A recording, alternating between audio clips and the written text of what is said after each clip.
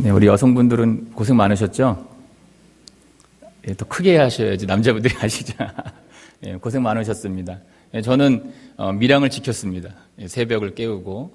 그래서 저는 이제 이쪽 밑으로 부산, 마산 이렇게 머리털 나고 또 한번 가보는 또 놀라운 사람이 굉장히 많아서 재밌었습니다.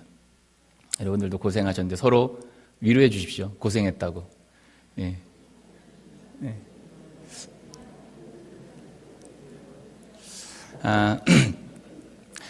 오늘 누가복음 17장 11절에서 19절까지의 말씀은 우리가 굉장히 잘 아는 말씀이기도 합니다. 근데 이 말씀 안에서 우리가 사마리아 사람, 특별히 10명의 그 나병 환자들 중에서 사마리아 사람, 그리고 그 9명 같은 우리들을 좀 비교해 보면서 왜 우리는 그렇게 하지 못할까라는 것을 다시 한번 깨닫고 또 우리가 함께 은혜를 나눴으면 좋겠습니다. 유대인의 탈무드에 이런 말이 있습니다. 가장 행복한 사람은 지금 감사하는 사람이다. 네, 제가 여러분에게 한번 질문을 한번 해보겠습니다. 여러분 지금 행복하십니까? 진짜로요? 이걸 믿어야 될까요? 말아야 될까요? 목사인 저 자신이 이걸 믿어야 될까요? 말아야 될까요? 질문을 해보게 되는 거예요. 그러면 아니면 불행하십니까? 또 이것도 아니라고 또 얘기합니다. 그러니까 행복하지도 않은데 불행하지도 않은데 약간 중간 비스꾸무리하게 있는 이 지금이다 우리의 상태. 그래서 불행한 것 같지도 않고 행복한 것 같지도 않은 이 상태. 근데 우리가 이 말씀, 이게 질문을 제가 던졌을 때에 예를 들어서 다른 사람과 비교하고 더 세상적인 눈으로 바라보면 쉽게 해서 상대적인 박탈감에 이제 빠지게 되죠. 상대적인 상실감에 빠지게 됩니다. 그렇게 되면은 나는 왜 이럴까라고 생각하면서 계속 비참해지는 겁니다. 그때는 내가 행복한가라는 생각이 아니라 불행한가 이게 아니라 진짜 불행한 사람이 되는 거죠. 반대로 불행합니까? 라고 했을 때 중요한 것은 우리가 하나님의 말씀대로 은혜로 바라보고 살아간다면은 어려운 환경에서도 감사할 수 있죠.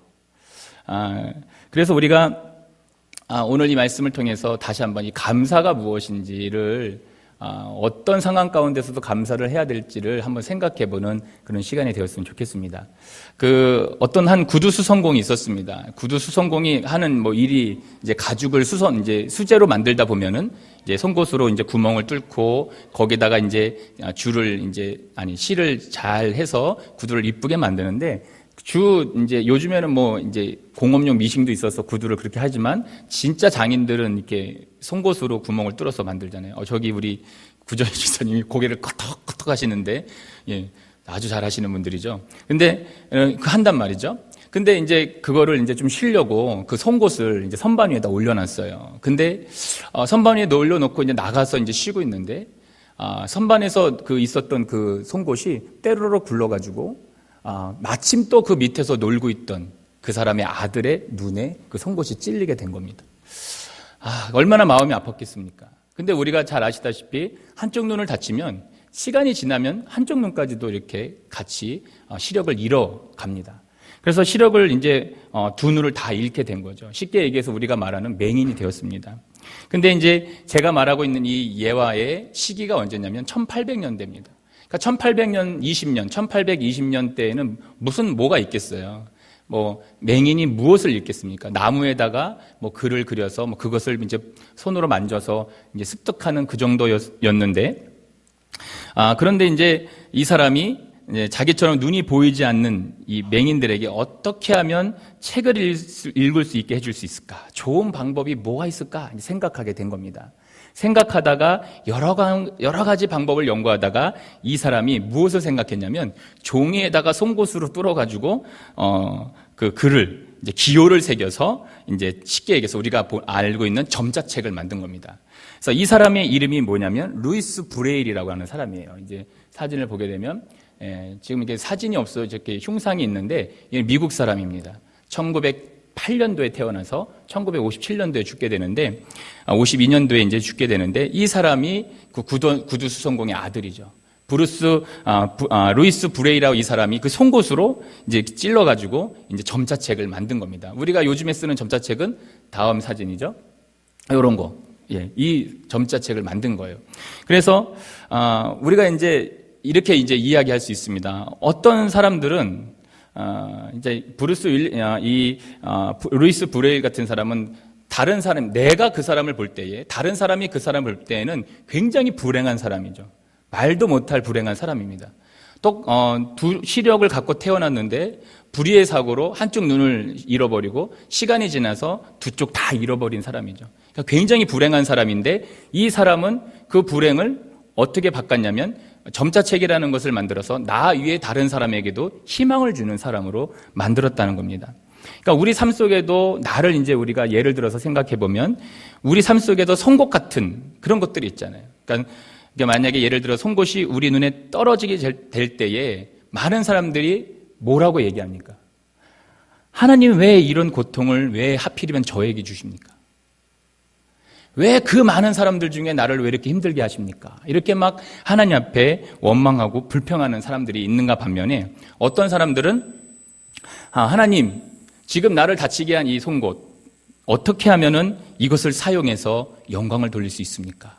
그러니까 사람이라고 하는 것이 한 사람은 어떤 상황 가운데에 그것을 가지고 불평불만만 하지만 어떤 사람은 그걸 가지고 내가 어떻게 하면 하나님 이것을 가지고 영광을 돌릴 수 있습니까? 라는 생각을 한다는 것입니다. 그래서 우리가 오늘 본문에서도 예수님을 통해서 고침을 받는 나병 환자 10명이 나옵니다. 오늘 본문 11절에 보게 되면 11절을 한번 읽어보겠습니다. 11절을 성경을 통해서 읽어보면 예수께서 예루살렘으로 가실 때에 사마리아와 갈릴리 사이로 지나가시다가, 그러니까 예수님이 지금 이제 예수님이 지나가시는 그 상황입니다. 지나가실 때에 10명의 나병 환자가 예수 선생님이여 나를 불쌍히 여겨달라고 외치면서 자기의 지금 어려운 환경, 쉽게 얘기해서 자기의 나병 그리고 자기의 처지 이것들을 좀 고쳐달라고 막 부르짖습니다. 너무 불쌍히 여겨달라고 부르짖다 보니까 예수님께서 제사장에 가서 보여라 라고 해서 이 10명이 다 돌아가면서 고침을 받습니다. 자, 이 당시에 이 나병이라고 불리는 이 문둥병, 자, 아주 불결한 병으로 규정이 되어 있었던 병이죠. 그래서 사람들과 격리를 시켰습니다. 우리가 잘 알다시피. 근데 사실 그 당시에는 그런 불결한 병이라고 생각했지만 뭐 지금도 만약에 의학이 발달돼서 치료약이 있긴 하지만 닿거나 해서 전염되는 병은 아닙니다. 근데 염증이 생겨서 상대방에게 접촉이 되면 전염될 가능성은 있다는 거죠. 근데 그것이 전염되지는 않습니다. 근데 일체 사람들과 가까이 하지 못하게 했습니다. 그리고 가족들과도 격리를 시키고 사람들과도 격리시켰습니다. 얼마나 외로운 사람들입니까? 특별히 오늘 본문 11절에서 보면 사마리아도 아니고 갈릴리도 아닌 그 사이에 있는 작은 마을이었던 것 같습니다. 그러니까 이 10명의 문둥병이 사마리아도 가지도 못하고 그다음에 다른 갈릴리에도 가지도 못하고 그 사이에 있는 어떤 작은 마을에서 숨어서 살듯이 사는 그런 마을에 예수님께서 지나가신다는 소식을 들은 이 10명이 예수 선생님이여 나를 불쌍히 여기소서라고 하는 정말 하나님 앞에 절박하게 간청을 했던 거죠. 자, 그래서 이 사람들은 우리가 잘 아시다시피 얼굴을 가리고 다니고 사람들이 모르게 다가오면 어떻게 해야 되냐면 레위기에 나오지만 나는 부정한 사람입니다 외쳐야 돼요. 안 그러면 죽습니다. 그러니까 내가 나병 환자인데 저 사람이 나를 피해서 가는 게 아니라 혹시나 모르고 누가 나한테 가까이 오면 나는 부정한 사람입니다 이렇게 외쳐야 되는 거예요. 이게 법인 거예요. 그리고 당시 랍비들의 지침에 의하면 최소한 사람들로부터 100보 이상 떨어져야 되는 사람입니다. 지금 아픈 것도 지금 너무나 속상하고 너무나 처참한데 사람들에게 떨어지고 가족들에게도 떨어지고 쉽게 얘기해서 돌을 던져서 맞지 않을 정도의 거리만큼의 거리에서 사람들을 조우해야 되는 겁니다. 그러니까 얼마나 불행한 사람입니까? 참 어려운 사람이죠. 그런데 우리가 이제 오늘 말씀을 읽어보면 10명이 예수님을부터 고침을 받은 겁니다. 그런데 9명의 나병 환자들은 어떻게 됩니까? 고침을 받고 다 제갓길로 갑니다. 그런데 오직 사마리아 사람만이 예수님께 나와서 감사를 표현을 합니다. 자, 우리가 사마리아 사람은 또 누구냐? 우리가 잘 알고 있지만 다시 한번 이제 설명을 하면은 이 사람은 이제 유대 사람들이 아주 취급을 하지 않는, 쉽게 얘기해서 개보다도 못하게 취급을 하는 사람들입니다. 왜냐하면 이제 남한국과 북이스라엘이 쉽게 얘기해서 아수르에게 이제 침범을 북이스라엘이 당합니다. 근데 이제 아수르가 북이스라엘을 침공하고 나서 했던 정책이 뭐냐면 혼혈 정책인 거죠. 그러니까 자기네 사람들을 그곳에 보내서 그 나라 사람들하고 혼혈을 시켜서 거기에 정착을 시켜버린 겁니다. 근데 남유다는 어떻게 보면은 섞이지 않은, 쉽게 해서 혈통을 지키는 아주 그냥 우리 민족만이다라고 하는 그런 생각을 가지고 있었던 남유다가 생각하기에는 이 북이스라엘에 있는 사마리아 사람은 개입니다, 개. 이런 시쳇말로 개예요. 상종 못할 사람, 혼혈, 부정한 사람, 아예 하나님께 인정받지 못한 사람이다라고 할 정도로 이 사마리아라고 하는 사람들이 그런 사람이었다는 거죠.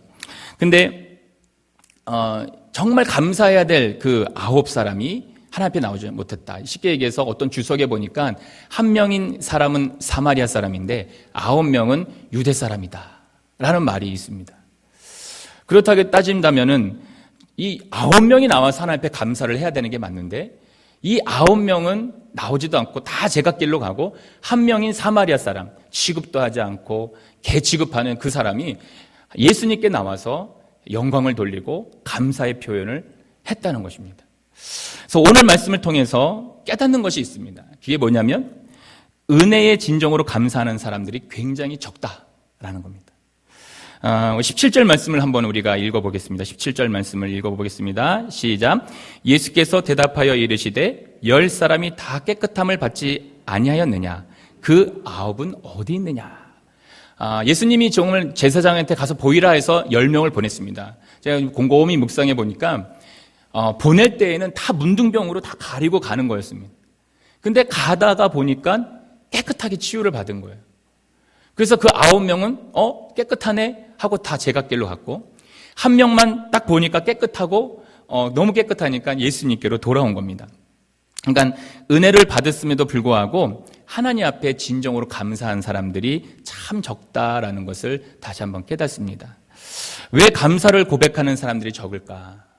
오늘 본문에서도 19절을 읽어보면 오늘 본문을 11절부터 이렇게 뉘앙스를 읽어보면은 19절을 한번 읽어보겠습니다. 시작. 그에게 이르시되 일어나 가라 내 믿음이 너를 구원하였느니라. 아멘. 고침받은 사람의 공통적인 특징이 뭐였냐면 질병을 가지고 있었습니다. 그리고 고침받으려고 노력을 했습니다. 예수 선생님이여 나를 고쳐주세요. 진짜 고쳐주세요. 그리고 소문도 똑같이 들었습니다. 그리고 예수님의 그 능력도 어떻게 보면 믿었습니다. 그리고 불쌍히 여겨달라고 간청을 했습니다. 그래서 그 간청함으로 치유를 받았는데 그런데 한 가지의 차이가 뭐냐면 이 믿음의 차이였다는 겁니다. 믿음의 차이. 그러니까 마르틴 루터가 이런 말을 했습니다. 그리스도인과 비그리스도인을 구별하는 결정적인 기준은 감사할 줄 아느냐 모르느냐라는 겁니다. 근데 이 감사가 어디서 나오느냐? 오늘 본문을 보게 되면 그 믿음이 감사를 나타나게 한다는 겁니다. 우리가 신앙생활 할 때에 모든 분들이 다 믿음 생활을 하니까 다 똑같이 보입니다. 다 믿음 생활 잘하고 믿음이 있는 것처럼 보입니다. 근데 그 믿음을 눈으로 확인할 수 있는 게 무엇일까? 믿음을 눈으로 확인할 수 있는 게 뭘까요? 우리가 보는 것으로 기도 열심히 하고 이런 여러 가지가 있겠지만 오늘 본문을 빗대어서 우리가 생각해보면 그 믿음을 나타내는 게 뭐냐면 감사하는 삶, 감사로 나타나는 삶, 그 사람이 믿음이 있는 사람이다라는 것입니다. 우리가 헌금을 많이 하고 감사 헌금을 많이 하고 이게 아니라 정말 하나님 앞에 감사해서 헌금을 드리고 감사해서 영광을 돌리고 감사하는 그 믿음으로 인해서 감사가 나타나는 그 모습을 볼 때에 그것을 우리가 저분 참 믿음이 좋다라고 우리가 판단할 수가 있습니다. 우리가 이렇게도 생각해 볼 수가 있어요. 내가 지금 누리고 있는 것을 누가 주셨느냐라는 것을 깨닫는 것, 나에게 누가 베풀어 주셨다는 것을 아는 사람, 그분에 대해서 영광을 돌리는 그 사람이 정말 믿음이 있는 사람입니다.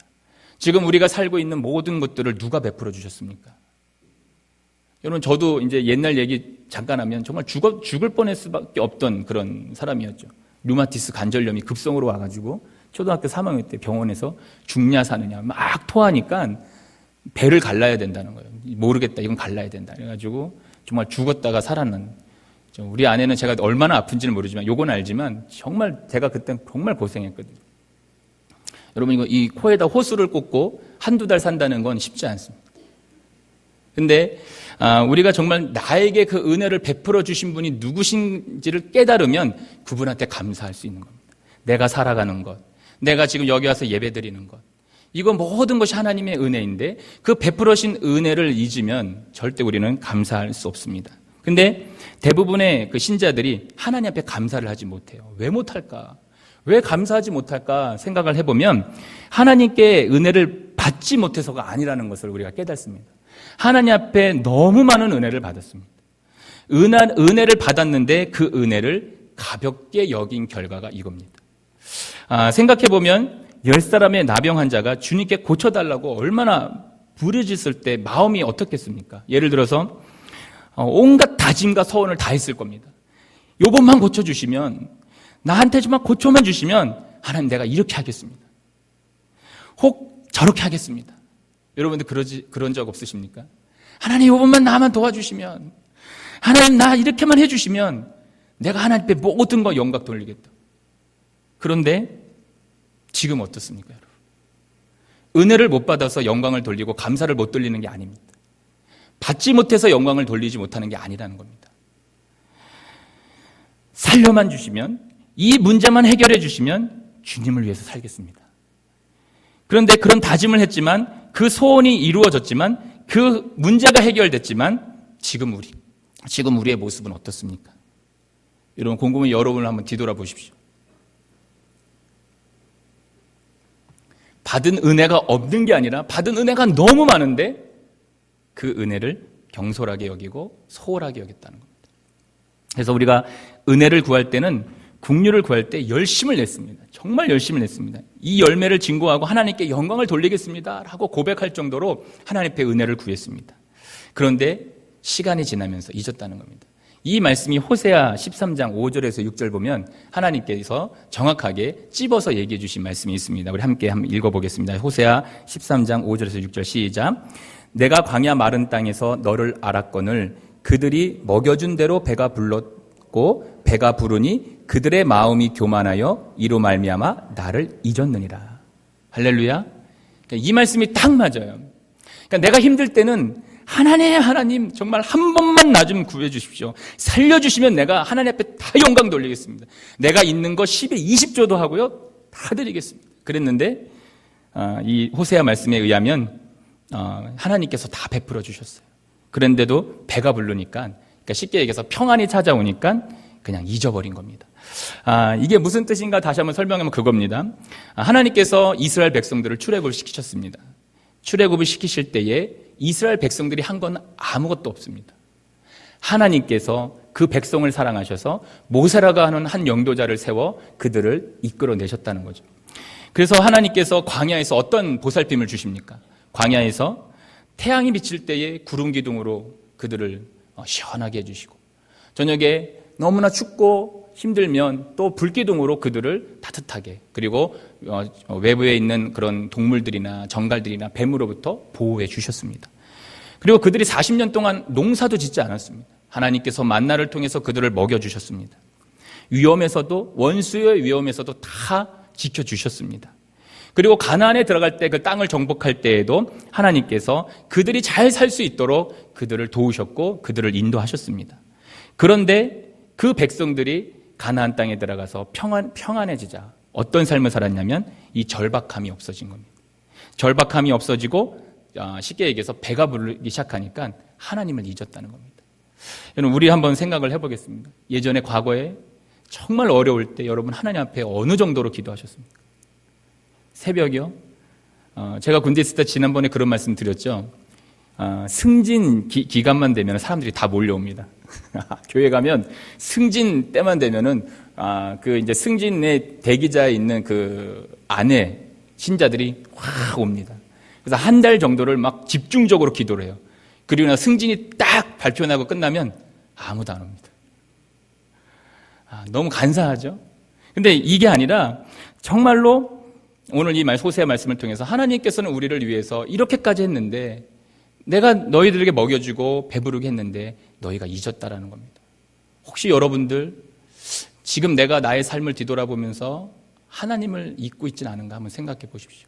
진짜 힘들고 어려울 때는 한 번만 살려주시면 내가 이렇게 하겠습니다 라고 고백까지 해놓고는 지금은 다 입 닫고 내가 언제 그랬습니까? 라고 혹시 그러고 계시지 않습니까?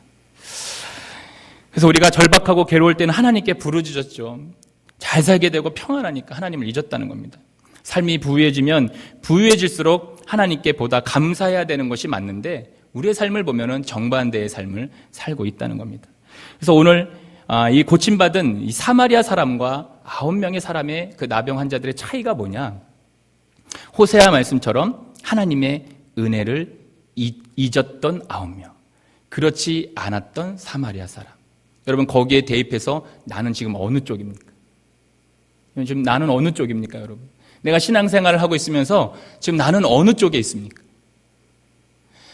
우리가 정말 사마리아 사람의 그 모습에 근접해야지만 하나님 앞에 영광된 삶을 사는데, 그때의 하나님의 영광된 삶이 우리 삶 가운데서 나타나는 거죠. 그 감사가 더 나타나고, 그 감사를 통해서 하나님 영광 받아주시는 모습을 다른 타인들이 보면서도 저게 감사 돌리는구나 라는 것을 알 수가 있는데, 지금 우리의 모습은 하나님이 나를 고쳐주시고 인도하시고 치료해 주시고 평안케 해주신 것을 잊어버리고 지금은 아무런 감흥 없이 살고 있진 않은지 한번 생각해 봤으면 좋겠습니다. 자, 또 이 9명의 나병 환자와 사마리아 사람의 차이가 뭘까? 한번 생각해 보면 감사를 미루지 않았다는 겁니다. 그러니까 이 사마리아 사람은 내가 감사해야 될 것이 있다면 미루지 않았다는 거예요. 우리가 15절 16절 말씀을 한번 같이 읽어보겠습니다. 시작. 그 중에 한 사람이 자기가 나은 것을 보고 큰 소리로 하나님께 영광을 돌리며 돌아와 예수의 발 아래에 엎드려 감사하니 그는 사마리아 사람이라. 여러분, 성경에서 자꾸 왜 사마리아 사람을 계속 왜 강조를 할까요? 그러니까 사마리아 사람은 이 당시에 이 누가복음을 쓴 누가도 마찬가지지만 이해가 안 되는 사람인 겁니다. 영적으로나 삶적으로나 이 신분이나 모든 것에서 전혀 이해가 안 되는 사람이에요. 이 사람이 와서 뭘 한다고 해서 받아주는 것도 아니고, 이 사람이 무엇을 한다고 해서 모든 영적인 것에서 배제가 됐던 사람입니다. 심지어 나병까지 걸렸던 사람입니다. 근데 이 사람이 고침을 받고 주님께 나와서 바로 즉시 예수님께 무릎을 꿇고 감사를 돌렸다는 겁니다. 그러니까 사마리아 사람은 자신의 병이 나은 것을 보자마자 즉시 예수님께로 왔다는 거죠. 반면에 다른 9사람들은 감사를 쉽게 해서 뒤로 밀었다는 겁니다. 왜 예수님께서 고쳐주신 걸 몰랐을까요? 알았겠죠. 그런데도 뒤로 미룬 것입니다. 그러니까 미루다가 놓치는 것이 얼마나 많습니까? 예를 들어서 감사도 마찬가지죠. 하나님께나 사람에게나 감사한 일이 생기면 즉시 감사를 표현하는 게 맞습니다. 왜냐하면은 시간이 지나면은 우리의 마음이 식어져요. 그래서 그 나중에 되면은 그게 형식적인 것이 됩니다. 그러니까 하나님 앞에 감사한 일이 생기면 즉각 감사하는 게 맞는데, 그래, 해야지가 나를 무너뜨리는 겁니다. 여러분이 혹시나도 순간순간 감사가 있다면 즉시 하나님 앞에 감사할 수 있는 이 사마리아와 같은 사람들이 되시기를 주님의 이름으로 축복합니다. 시편 50편 23절 말씀 함께 읽어보겠습니다. 시작. 감사로 제사를 드리는 자가 나를 영화롭게 하나니 그의 행위를 옳게 하는 자에게 내가 하나님의 구원을 보이리라. 여러분, 감사로 제사를 드리는 여러분이 되기를 바랍니다. 매 순간순간이 감사했으면 좋겠어요. 예배 나오는 거, 또 내 삶 가운데에서 감사가 넘쳤으면 좋겠습니다. 그래서 이 믿음 있는 사람들이 감사할 수밖에 없는 이 모습이 히브리서 11장 6절에 다시 한번 읽어보겠습니다. 시작. 믿음이 없이는 하나님을 기쁘시게 하지 못하나니 하나님께 나아가는 자는 반드시 그가 계신 것과 또한 자기를 찾는 자들에게 상 주시는 이심을 믿어야 할지니라. 아멘. 여러분, 믿음, 사마리아 사람이 그 믿음을 가지고 하나님 앞에 감사했습니다. 여러분, 그 믿음을 가지고 하나님 앞에 즉각 영광 돌리는 저와 여러분이 됐으면 좋겠습니다. 여러분, 사진 하나 보여주십시오. 이 누굴까요? 옛날 사람이라 옛날 분이 맞춰도 됩니다. 누굴까요? 한번 눌러주십시오. 네, 송명희 시인입니다. 지금 현재 나이가 56세입니다. 올해 나이로 56세입니다. 저희 때 굉장히 떴던 분입니다. 근데 이 뇌성마비 장애를 갖고 있죠. 그래서 제가 영상을 하나 보려고 합니다. 한 5분 정도 되는데 영상을 보여주시기 바랍니다. 태어날 때 의사의 실수로 뇌를 다쳐 뇌성마비 판정을 받은 아기가 있었습니다. 아기의 부모는 가난 때문에 치료는커녕 제대로 된 음식조차 해줄 수가 없었습니다. 어린 시절의 고통은 마음까지 멍들게 했고 사춘기 소녀가 된 아이는 삶을 저주하며 반항했습니다. 한창 호기심도 꿈도 많을 10대 소녀의 시간은 도리어 극심한 절망감을 가져왔습니다. 일어서기도 어려운 몸을 일으켜 창밖을 바라보면 모든 게 자신과는 상관없는 꿈만 같았습니다. 아무도 없는 빈 방, 소녀가 부르짖을 대상은 하나님뿐이었습니다. 원망도 투정도 하나님 앞에 쏟아놓았습니다. 그러자 눈물과 땀에 젖은 소녀의 가슴에 빗줄기가 들어오기 시작했습니다. 하지만 가난과 외로움은 여전했습니다. 휠체어도 없이 작은 방 안에서 눈물 흘리는 날도 계속되었습니다. 그때 하나님의 분명한 음성이 한편의 시로 들려왔습니다. 소녀는 토막 연필을 쥐고 그 시를 받아 적기 시작했습니다. 삐뚤삐뚤한 글씨는 소녀의 고백이었습니다. 이 시는 노래가 되어 많은 사람들에게 불리우게 된 나라는 찬양입니다. 온몸으로 하나님께 시를 쓰는 이 여인은 송명의 시인입니다. 그녀는 시를 쓰면서 불편한 몸을 일으켜 곳곳마다 다니며 간증을 했습니다. 수많은 건장한 사람들도 송명의 시인의 간증 앞에서는 한없이 작아졌습니다.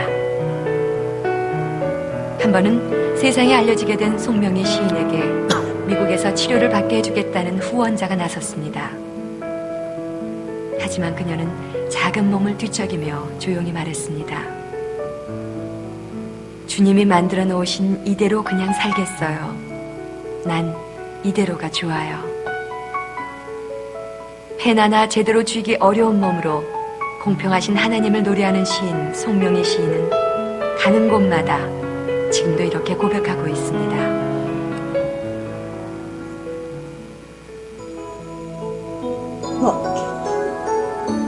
이를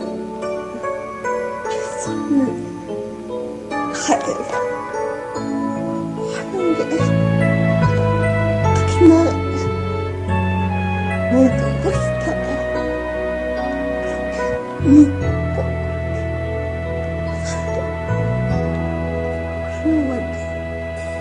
나 가진 재물 없으나 나 남이 가진 지식 없으나 나 남에게 있는 건강 있지 않으나 나 남이 없는 것 있으니 나 가진 재물 없으나 나 남이 가진 지식 없으나 나 남에게 있는 건강 있지 않으나 나 남이 없는 것 있으니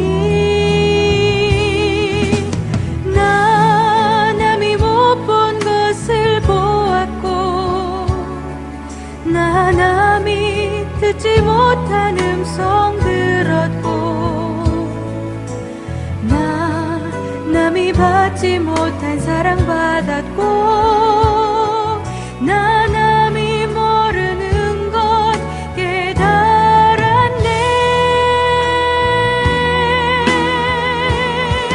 공평하신 하나님이 나 남이 가진 건 나 없지만 공평하신 하나님이 나 남이 없는 것 갖게 하셨네. 나 남이 없는 것 갖게 하셨네.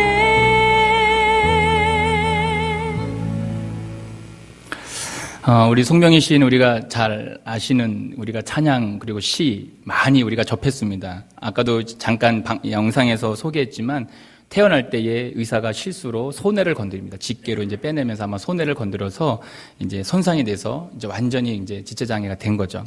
그러니까 7살이 되도록 누워 있었고 10살이 되어서야 이제 쉽게 해서 연필을 잡을 수 있는 그 힘이 있었습니다. 또 집도 얼마나 가난한지 여기에 엎친 데 덮친 격으로 아버지가 폐결핵을 앓으셨죠.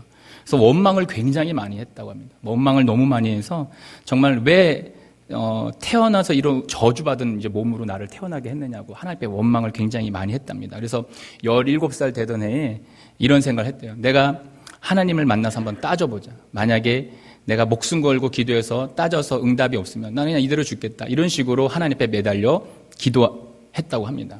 기도하면서 송명희 시인이 결국은 오랜 기도 끝에 하나님께 얻은 그 응답이 뭐냐면 내가 너를 버리지 않겠다. 그런 하나님의 음성을 들었다는 겁니다. 그래서 수많은 시를 쓰죠. 이게 이제 우리가 이제 송명희 시인이 막 부각을 이제 드러나게 된 게 한 20년 전, 한 22년 전에 막 이제 드러나게 됐습니다. 그의 대표적인 곡이 그 이름, 굉장히 많습니다. 그래서 막 각지에 다니면서 간증도 하고 그랬습니다. 제가 나라는 시를 한번 읽어보겠습니다. 지금 찬양도 나왔지만 나 가진 재물 없으나 나 남이 가진 지식 없으나 나 남에게 있는 건강 있지 않으나 나 남이 없는 것 있으니 나 남이 못 본 것을 보았고 나 남이 듣지 못한 음성 들었고 나 남이 받지 못한 사랑 받았고 나 남이 모르는 것 깨달았네. 공평하신 하나님이 나 남이 가진 것 나 없지만 공평하신 하나님이 나 남이 없는 것 갖게 하셨네. 이게 이 송명희 시인의 고백의 시입니다. 송명희 시인이 가진 것이 없죠. 우리가 인간적인 눈으로 보면은 마음대로 걸을 수가 있습니까? 결혼을 했습니까? 행복한 가정을 꾸렸습니까? 어떻게 보면 희망조차 없는 이 시인이, 가능성조차 없는 이 시인이 정말 그런 어려운 처지에도 불구하고 세상 사람들은 불쌍한 사람이다. 차라리 나지 않았으면 좋았을 것이다 라고 했지만, 그렇게 동정을 사람들이 하지만, 그런데 정작 이 송명희 시인은 자기가 불행하다고 생각하고 태어나지 않았으면 좋지 않았겠다고 말하는 그 사람들에게 정말 내가 지금 이렇게 행복하다라고 이야기하고 있는 것입니다. 여러분, 아까 사마리아 사람이나 이 송명희 시인이랑 우리와 비교를 해보면 뭐가 다릅니까? 다른 게 있죠. 우리도 하나님 앞에 받은 은혜들이 너무나 많습니다. 우리가 하나님 앞에 받은 모든 것들을 헤아려 보면 너무나 많은데도 불구하고 우리는 불평과 불만이 더 많습니다. 그런데 사마리아 사람이나 특별히 송명희 시인, 자기의 어려운 환경 속에서 자기의 그런 어려운 육신을 가졌지만 더욱더 사람들에게 더욱더 희망을 주는 그런 분이라는 겁니다. 우리가 믿음으로 하나님 앞에 감사를 돌릴 때에 그 감사를 통해서 많은 사람들이 변화될 줄 믿습니다.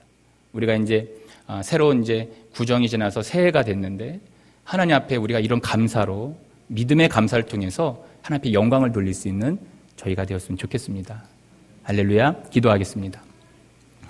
거룩하신 아버지 하나님, 사마리아 사람의 이 감사를 통해서 다시 한번 우리를 뒤돌아보게 하시니 감사합니다. 하나님, 우리가 주님 앞에 받은 것이 너무나 많고 그 은혜 가운데 누리는 것들이 많음에도 불구하고 불평과 불만으로 혹시 살고 있지는 않습니까? 하나님, 오늘 이 시간 주님 앞에 온전히 우리가 받은 은혜를 믿음으로 다시 한번 감사할 수 있는 저희들 될 수 있도록 인도하여 주시옵소서. 감사드리며 예수님의 이름으로 기도드립니다. 아멘.